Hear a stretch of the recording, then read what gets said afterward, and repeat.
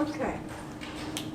So Newton's first law was actually quite conceptually brilliant for someone of his time, that an object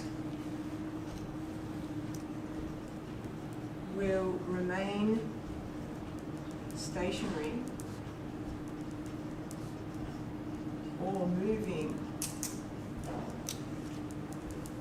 with constant velocity unless acted upon by an unbalanced force.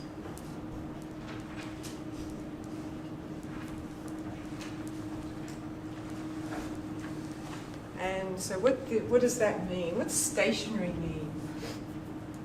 Stop. Stopped.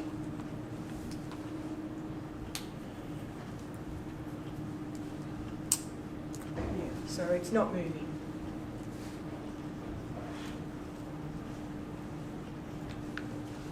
So if something is not moving, it will continue to not move unless something comes along with a force to push it and make it start moving. That makes sense, doesn't it? And when we think of the laws of the universe, that's a great thing, that random objects don't suddenly just get up and start moving around, because that would be quite difficult for us to deal with. But where his clever thinking came in was that objects would actually move with a constant velocity forever, unless acted upon by an unbalanced force. And the reason why this part was a bit of a leap was because that's something we can't see, really, on Earth. We always see things slow down and stop. So if we kick a ball, it doesn't just keep moving, going on and on forever. And so what he realised was that there is actually a force acting against that motion, and that's why objects come to a stop. And what do we mean then by an unbalanced force? Because there's movement, so if it's slowing down, it means the force slowing it down is stronger than the force of the ball. Yeah, okay, yeah. So remember, that's right. Remember that we said that basically there can be multiple forces acting on a body, can't there, all the time. So even our stationary rock, for example, still has forces acting on it, doesn't it? So we've got the force, the weight force acting down, and then we've got the normal force that's equal in magnitude but opposite in direction, that's balancing that weight force such that so F net force is equal to 0, means that it's not accelerating.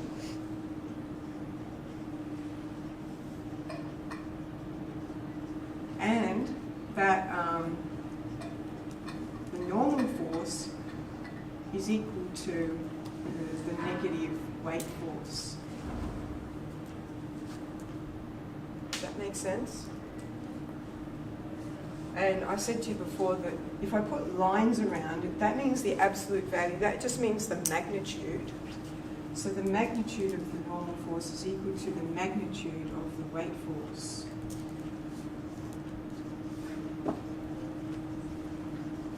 Okay, so that's looking at just how big it is without direction. If I put those straight lines around it.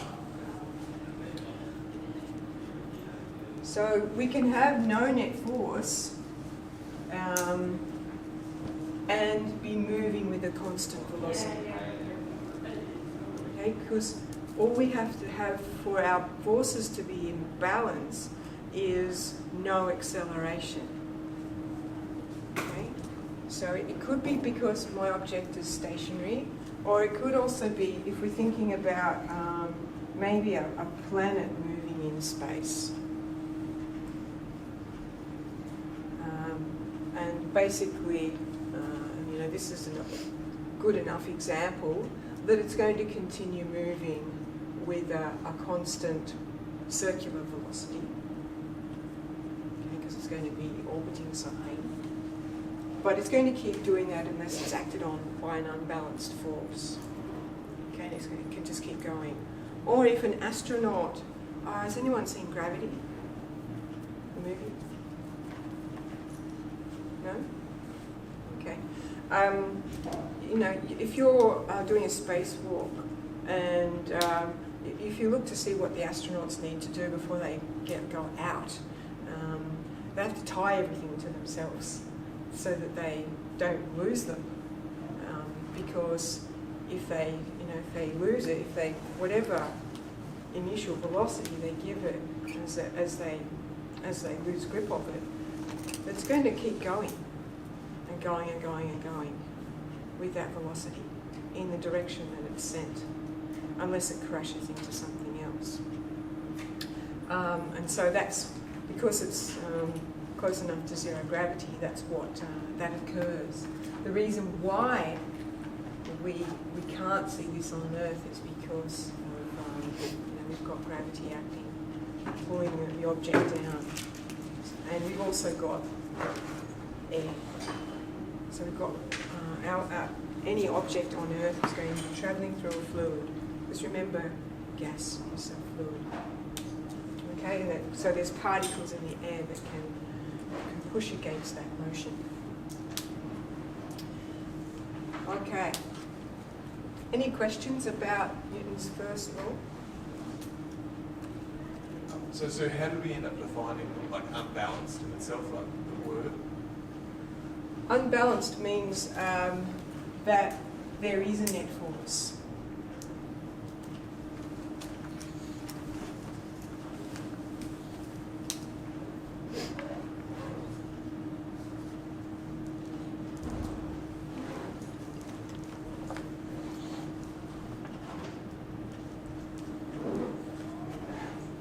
And if there is a net force, then there must be acceleration. Net meaning that I've added them all together.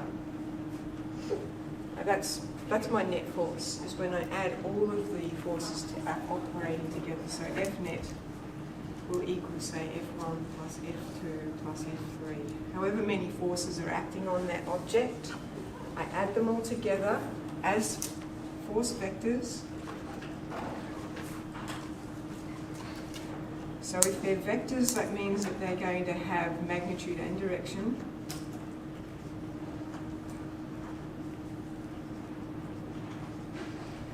And just like the example we did last lesson, where I had, I could have, it's not a straight line. Just say that was force 1, and then I've got force 2, and then I've got, actually let's draw a little map this way to start with.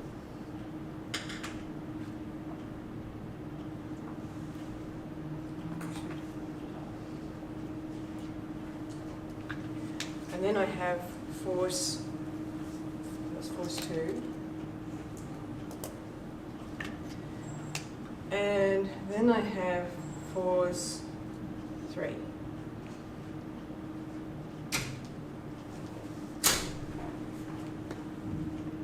Then my net force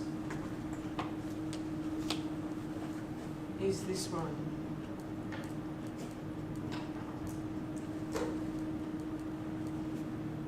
Does that sort of seem reasonable?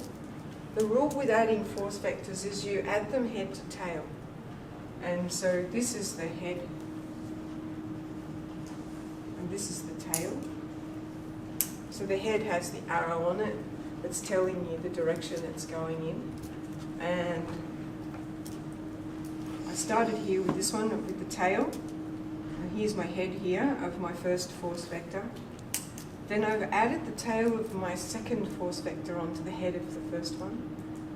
And there's the head of my second force vector, which is added onto the tail of my third force vector, which brings me back to here. And so if I look at where I started and where I've ended up, that's my net force that is acting. And this is what you see.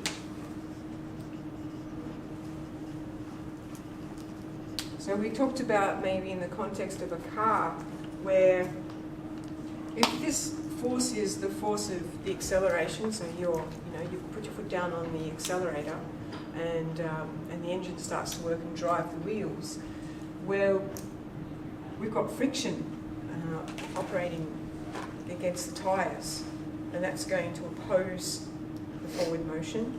And we could say, well, there's also, there could be another force. Maybe you're dragging a trailer, and that is also is a force that's opposing the forward motion. And so then this is what you actually see as far as the force on acting on the car. That's what is seen.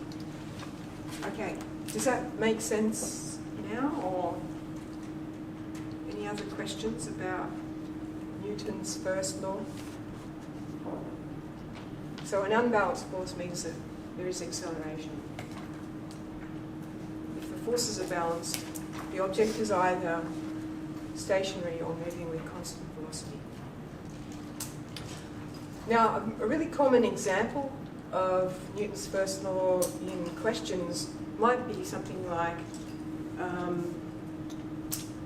just say you're going to a birthday party and your job is to bring the cake, and I don't know, your older brother or sister is driving and they drive a little bit fast, perhaps. You're late for this very important birthday party. You're holding the cake in your hand and this person's driving. You're on the highway doing 110 kilometres an hour, and then suddenly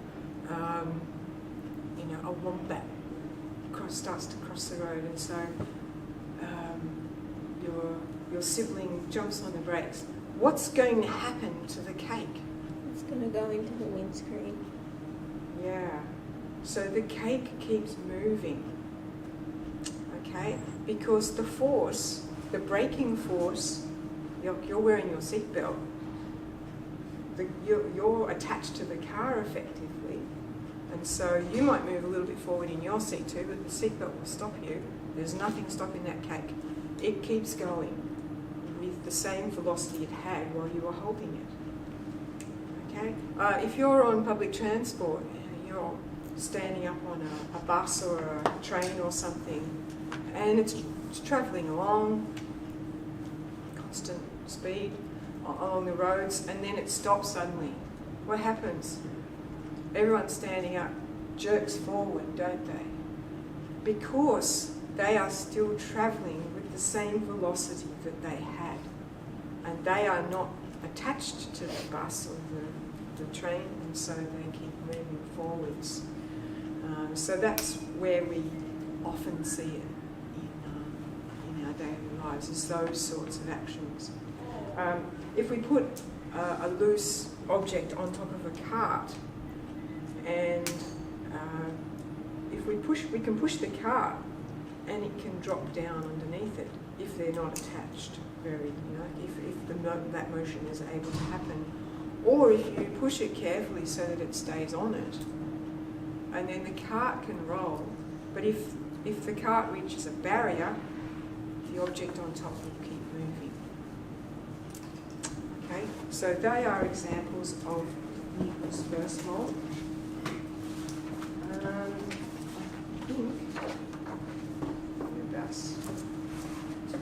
I've got some questions on Newton. I think, yeah, we have some Newton's first law questions.